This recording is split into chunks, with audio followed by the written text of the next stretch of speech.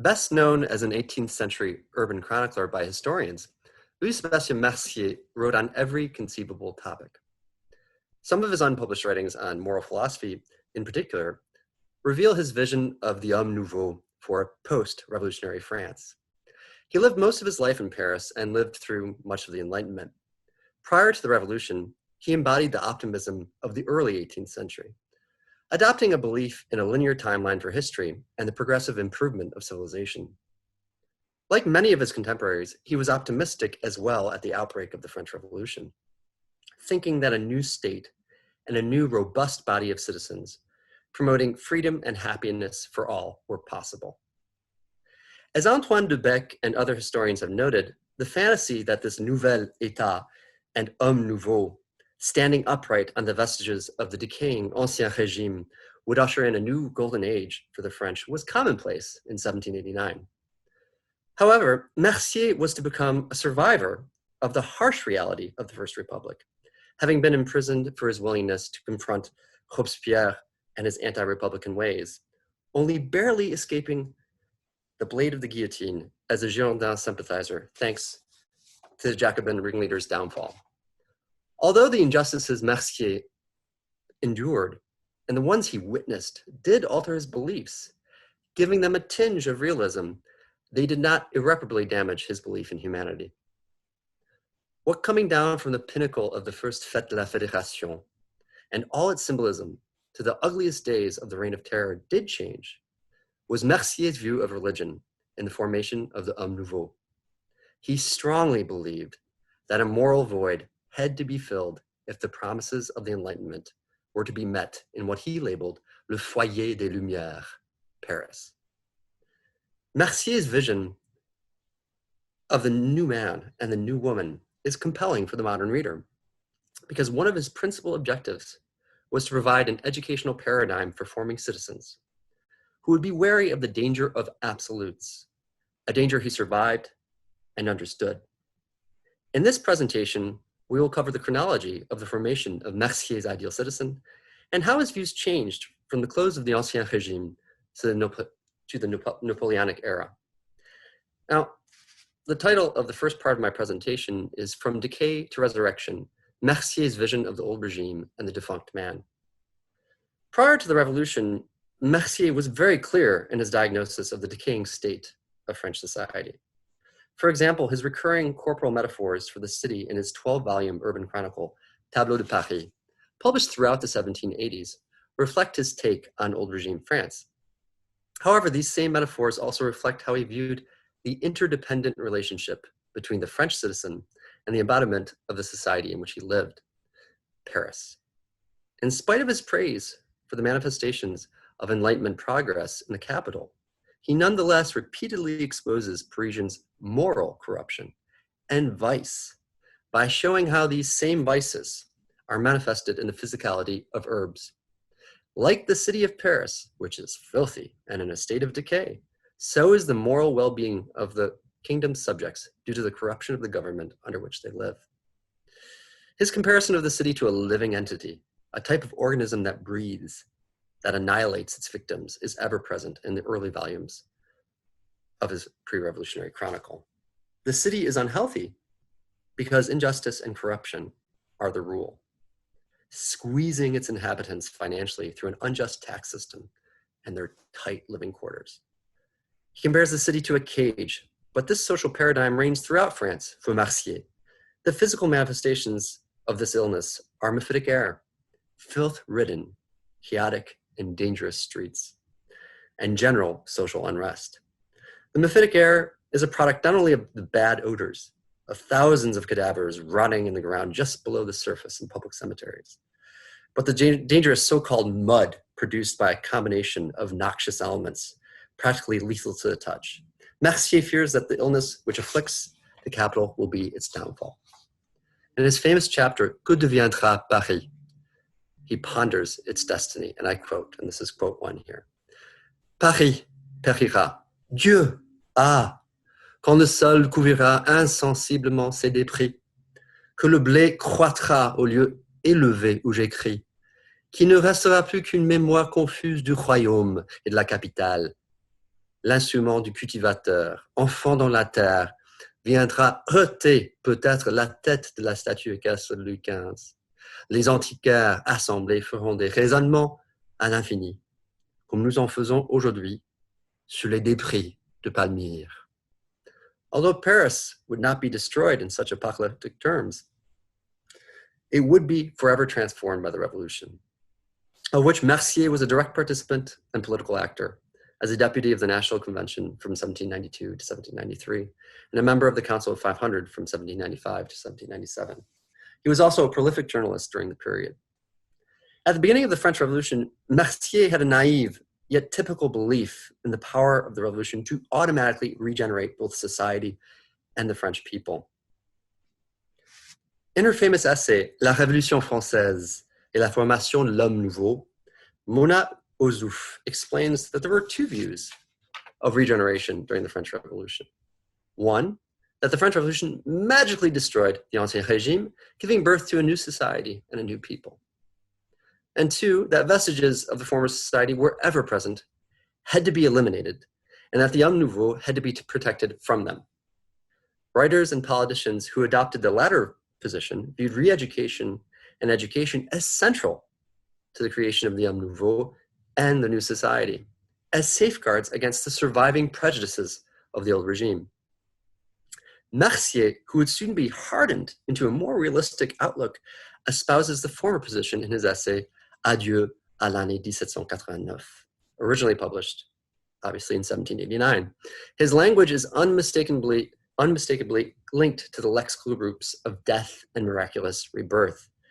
Thanks to the events of the year, both the clergy and the nobility are dead. The latter, and this is quote 2, morte en convulsion. The year is the literal mother of the new society. And I quote, merveilleuse année. Le patriotisme est sorti, tout armé de vos flancs généreux. He labels 1789 the année régénératrice, the regenerating year, because it accomplished so much in so little time. This is quote 3, l'homme a recouvré sa dignité première. Et ce système de féodalité, d'oppression qui outrageait l'humanité, et la raison est anéantie. Un roi, citoyen et honnête homme a préféré son peuple à sa cour. Et en voulant la régénération de la France, il a su élever son âme à la hauteur de sa puissance. When speaking of the philosophe who made the revolution possible, he emphatically states, and I quote, « Oh, de quelle louange n'aurait-il pas salué le peuple français régénéré ?» Mercier describes the revolution and its new people and society as a miraculous birth, the mother of which is the year 1789.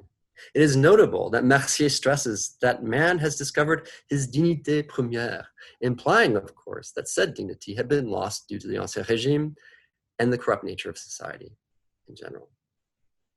Now moving on to the second part of my paper, which is entitled Disillusion and Failed Regeneration, Mercier as Witness to the Revolution. Mercier's optimism about regeneration would endure for the first year of the revolution, a joyous admiration for change best represented by his description of the first Fête de la Fédération, which celebrated the first anniversary of the storming of the Bastille in 1790. His portrayal of this public festival is somewhat unrealistic, since he describes a total social unanimity between members of different social categories, including the king himself, celebrating shared values and a shared national identity. This chapter is found in Le Nouveau Paris, published at the end of 1798, a revolutionary chronicle, which in spite of its literary merit is definitely a partisan take on the First Republic from the perspective of a Girondin sympathizer who spent a year in prison for standing up to the Jacobins' bullying. This moment of optimism in his description of the Festival of Federation is a rare one in the chronicle. Released in October 1794, after a year behind bars, Mercier actually wrote most of the chapters from his 6-volume chronicle in the late 1790s. In other words, the reader gets to share his recollection of the main events of the revolution, whether Mercier witnessed them directly or not. His vision of what happened for the majority of the tumultuous period is nightmarish. Mercier's horror before what he views as the deep moral transgressions of an enraged and fanatical populace during the worst days of the terror is at once justified by reality and colored by his imagination. His imagination feeds what he has learned of the events after the fact, especially concerning his narrations of the Festival of Reason, which took place on November 10th, 1793, and the Festival of the Supreme Being, which took place on July 10th, 1794, and religious iconoclasm and public sacrilege in general. Mercier, nonetheless, gets the timeline of the events he's recounting generally right. As Richard Clay notes in his book on iconoclasm during the revolutionary period, and I quote, "The bulk of officially sanctioned revolutionary iconoclasm occurred between the summers of 1793 and 1794, and during the period known as the Terror," end quote. Although Mercier was by no means unaware of the dechristianization of Parisian society during his time, he is nonetheless genuinely shocked that so many members of le peuple from one month to the next could go from showing outward signs of piety to public displays of idolatry and sacrilege, including committing debaucheries in the chapels of churches and flaunting their disdain for the most sacred symbols and tools of the Catholic Mass. These excesses, some imagined, some well documented, coupled with the atrocities he both witnessed and heard about, such as the prison massacres of September 1792, convinced Mercier that a moral citizenry is not a reality, that the revolution has only initiated a social metamorphosis that is as yet incomplete. Prior to the revolution, he generally views greed and narcissism as the principal vices of those in power. But after the revolution, he reflects upon other general vices of the French populace as well, sensuality for many and irreligion for some. The third part of my paper is simply Mercier's vision of the Nouveau. The Mercier collection at the Bibliothèque de l'Arsenal in Paris contains a plethora of manuscripts in the author's hand on moral philosophy, morality, and the theory of man. But two in particular are of interest here, in terms of how they can inform us concerning Mercier's changing view of regeneration. The first manuscript is entitled La théorie de l'homme et de la société. Almost 400 pages long. In it, Mercier specifies how society must be reformed if it is to be more egalitarian and generally more moral. I have not yet been able to date when he wrote this text with absolute certainty, so it's a little caveat. However, in a footnote, he does explain the original manuscript he wrote disappeared under the Jacobins, since he had confided it to a man who was executed during Robespierre's reign. After his death, he was unable to retrieve it. In other words, Mercier drafted a version of the text after that time. Generally, Mercier's handwriting is very clear, but that is not the case here. It is ultimately a draft that was written hastily, and even has some sentences that are repeated verbatim one after the next. Nonetheless, we can still get a general idea of where Mercier stood on moral reform at that point in the evolution of his thought. That is, reflecting on something he wrote prior to 1794 and redrafted it again at a later date. Borrowing from Rousseau, he denounces la propriété exclusive as one of the sources of evil and social division in la société conventionnelle. The way in which he denounces man's amour-propre goes further than Rousseau, however, since he focuses specifically on how people typically dehumanize one another due to pride, one of several sources of this issue being private property. And this is the next quote. As he states, and I quote, "C'est cet égoïsme né de lois contradictoires qui établit dans ce que nous appelons si improprement société, cette supériorité monstrueuse des uns et cette infériorité des autres. C'est lui qui engendre les tumultes et les rébellions, qui peuple la terre de perfidie et l'inonde du sang des innocents." End quote. This view is consistent with his denunciation of the excesses of capitalists and the wealthy ownership of large estates during the Ancien Régime.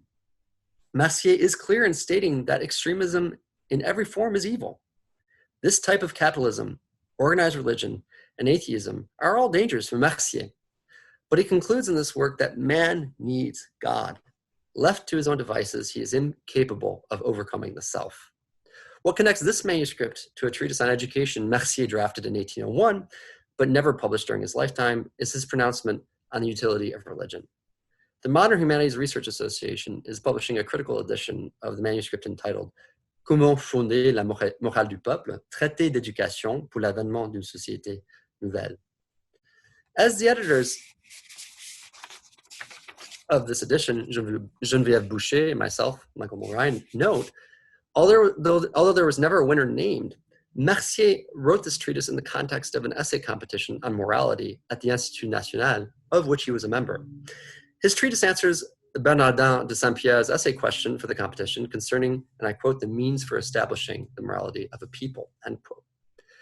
Rather than using constraint to monitor the morality of a people coming from a Kantian perspective, Mercier evaluates how to teach people morality by demonstrating to them how to use practical reason and judgment, and thus willingly choose morality rather than vice. Mercier proposes a full plan for a public school system for children ages 6 to 15, where they learn trades, get an interdisciplinary education, including philosophical studies, with a specific focus on moral philosophy. Guided by moral mentors, they learn moral, and I quote, moral enlightenment and moral discipline. What preoccupies Mercier most is the individual's intention when doing something that is morally praiseworthy. If they are not doing a good deed with pure intentions, the school has failed both the student and society as a whole. Righteousness must be rooted in an understanding that doing the right thing should not be based on private interests or amour propre, but rather because it helps both the individual and the collectivity. After witnessing the inhumanity of the terror, Mercier simply did not believe that philosophy alone was enough to ensure the individual's morality. He recommends teaching the generic features of most monotheistic religions, the pupils, namely that the soul is immortal and there is only one all-powerful God. Although students do not learn about religion until they are mature enough to comprehend the abstract principles upon which it is based, they do read passages from the New Testament with Christ featured as a model to follow, without, however, considering him divine. Mercier effectively tries to walk a philosophical tightrope, teaching the basics of Enlightenment philosophy and a pseudo-naturalistic religion with Christian underpinnings to both the students of his schools and the public at large. He states time and time again that since religious indoctrination is a problem among the public, adult education must be prioritized. Pamphlets, public speeches, and many other means of disseminating Enlightenment thought and moral teachings to the French public at large must be continuously produced in order to avoid a continually polarized society that superficially views the world through an absolutist lens. That is either through a strictly dogmatically religious worldview or a materialistic atheistic one. What is compelling for a modern reader here is how Mercier approached fanaticism from every angle. After surviving several regime changes anchored in different philosophies, Mercier was convinced that philosophy and religion had to work hand in hand. That if man did not know he had to answer to a higher power, he would not want to naturally follow le droit chemin. This treatise, written in the wake of Napoleon's rise to power, was supposed to be a recipe for reversing what he calls, and I quote, that's quote 8, l'état de dégénération où se trouve la moralité des peuples. End quote. He thought that the individual's use of practical reason, anchored in basic religious beliefs, that is, in a monotheistic creator and the immortality of the soul, if widespread, could be a source of national regeneration. He concludes his treatise by stating, and I quote, Français, quand votre révolution sans se borner à fonder la liberté civile du peuple, on aura aussi fondé la liberté morale. Mais alors seulement, vous aurez le droit de dire qu'elle n'a pas été trop chèrement achetée. End quote. Mercier's lesson for all of us is that it is incredibly challenging to push the individual to break out of his or her narcissistic shell naturally and accept the complexity and moral murkiness of life. Yes, yet we must meet this challenge if we want to live in a free society. Thank you.